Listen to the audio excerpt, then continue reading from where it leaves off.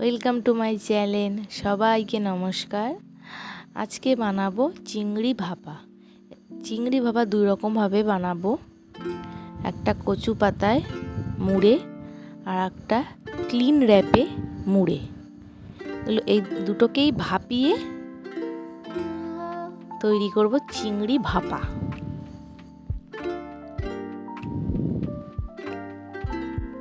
Just অসাধারণ খেতে হয়েছিল। কীভাবে বানাবো এই চিংড়ি ভাপা, চলুন আপনাদের সঙ্গে শেয়ার করে নিই।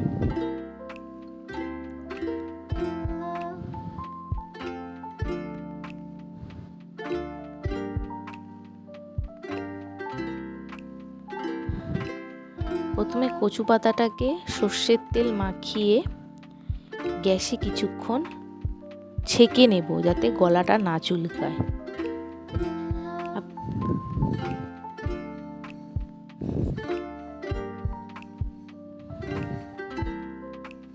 আমার কচু পাতা এতই পাতলা ছিল যে ফেটেই গেছে মাঝখান দিয়ে।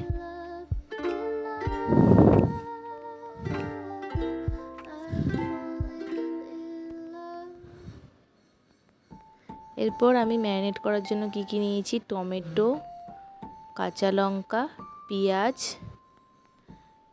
চিংড়ি, নুন, হলুদ দিয়ে ভালো করে ম্যারিনেট করে কিছুক্ষণ রেখে দেব।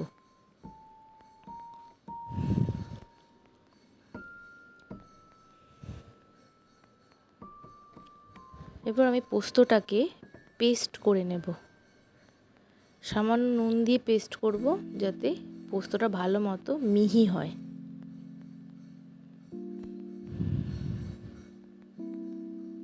দেখুন তৈরি আমাদের পোস্ত। এরপর ম্যারিনেট করা চিংড়িটার মধ্যে পোস্তটা দিয়ে ভালো মতো একসঙ্গে সবগুলোকে মাখিয়ে নেব।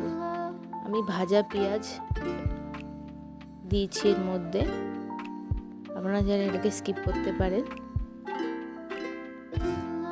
কচু পাতাটা একটু বড় হলে ভালো হতো, কিন্তু আমার কাছে এই ছোটটাই ছিল, তাই আমি এই ছোটতেই ম্যারিনেট করা চিংড়িটা দিয়ে দিলাম। যেহেতু আমার কচু পাতাটা ছোট, সেই জন্য আমি ক্লিন র্যাপেরও সাহায্য নিয়েছি এটাকে মোড়ানোর জন্য। আমার পাতাটা যদি বড় হতো তাহলে আমাকে ক্লিন র্যাপ ইউজ করতে হতো না, শুধু কচু পাতা মুড়িয়েই ভাপানো যেত।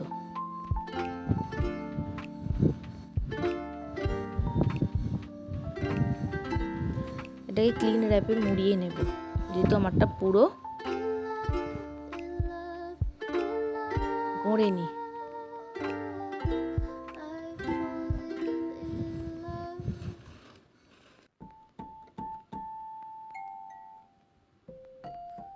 এত কষ্টই করতে হতো না যদি আমার কচু পাতাটা বড় থাকতো।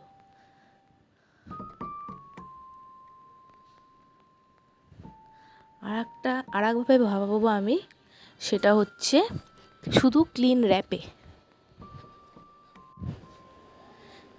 কচু পাতা না থাকলে কচু পাতা ছাড়াও চিংড়ি ভাপা খাওয়া যায়। আমি এটা ক্লিন র্যাপে ভাপাবো। সামান্য সর্ষের তেল দিয়ে দিলাম।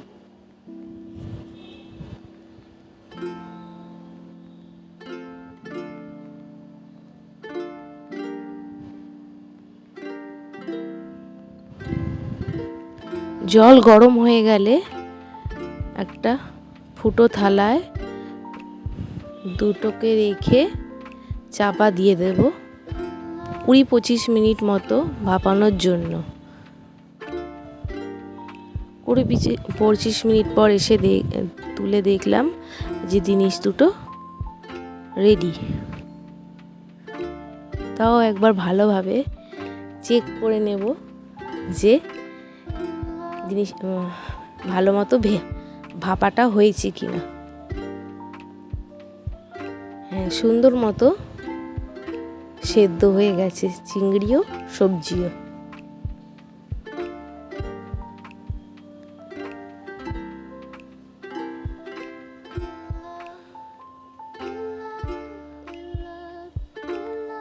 এটাও একবার চেক করে নেব যে সেদ্ধ হয়েছে কিনা।